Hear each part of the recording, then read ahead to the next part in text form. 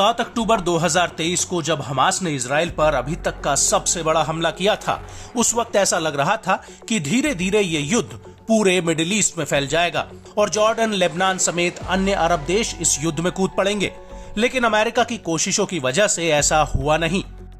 जी हां, America Israel Hamas युद्ध के शुरुआत से ही अरब देशों को इस युद्ध से दूर करने में लगा हुआ है। लेकिन इजराइल के पड़ोसी देश लेबनान से हिजबुल्लाह लगातार इजराइल पर गोला बारूद और मिसाइल दाग रहा है ताकि इजरायली सेना को गाजा में कमजोर किया जा सके और उसका ध्यान इजराइल लेबनान बॉर्डर पर लगा रहे।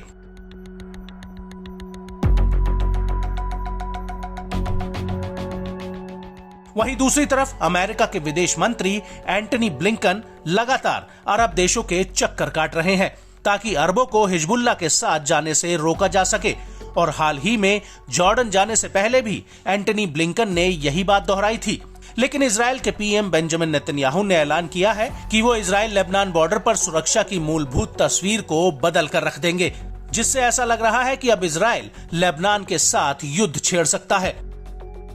लेकिन अगर ऐसा हुआ तो हालात क्या होंगे, इसको लेकर अमेरिका की डिफेंस इंटेलिजेंस यानी DIA ने एक खुफिया आकलन किया है और DIA की रिपोर्ट के आधार पर अमेरिकी अधिकारियों ने पीएम नेतन्याहू को अकेले में ये चेतावनी दी है कि लेबनान के साथ युद्ध ना छेड़ें, क्योंकि अगर ऐसा होता है तो इजराइल की सेना गाजा और लेबनान के मोर्चे पर कमजोर पड़ जाएगी और वो हिजबुल्लाह से युद्ध नहीं जीत सकती है। आपको बता दें कि अमेरिकी अखबार वॉशिंगटन पोस्ट ने इसको लेकर एक खबर छापी है जिसमें ये पूरा खुलासा हुआ है। रिपोर्ट में कहा गया है कि गाजा में हमास के खिलाफ और लेबनान में हिजबुल्लाह के खिलाफ दो मोर्चों पर इजराइल के लिए युद्ध जीतना मुश्किल हो जाएगा। अखबार ने अमेरिकी खुफिया विभाग के अधिकारियों और DIA की रिपोर्ट के हवाले से कहा है कि अगर ऐसा होता है तो इजरायली खुफिया एजेंसी DIA के गुप्त आकलन में पाया गया है कि इजरायली सेना के लिए युद्ध में सफल हो पाना मुश्किल होगा, क्योंकि गाजा में संघर्ष को देखते हुए इजरायल की सैन्य संपत्ति और संसाधन बहुत कम पड़ जाएंगे।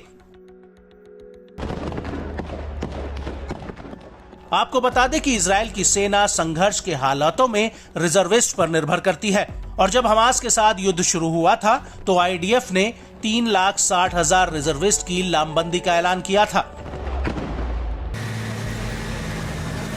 लेकिन अब बात आती है इजराइल और हिजबुल्लाह की, तो आपको बता दें कि हिजबुल्लाह को ईरान से रुपयों पैसों से लेकर हथियारों तक का समर्थन मिला हुआ है। अगर हिजबुल्लाह के साथ जंग होती है तो ईरान उसे बचाने के लिए आएगा और इस स्थिति में अमेरिका को इजराइल के साथ जंग में कूदना पड़ेगा, जो कि अमेरिका चाहता नहीं है।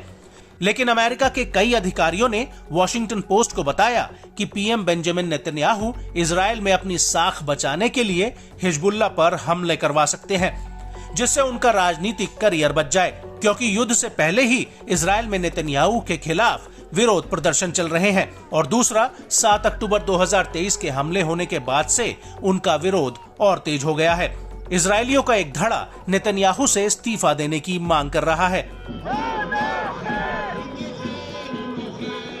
वहीं वॉशिंगटन पोस्ट का कहना है कि इजराइल का लेबनान के साथ सीधा युद्ध 2006 में दोनों देशों के बीच हुए युद्ध में मचे रक्तपात के रिकॉर्ड को तोड़ सकता है,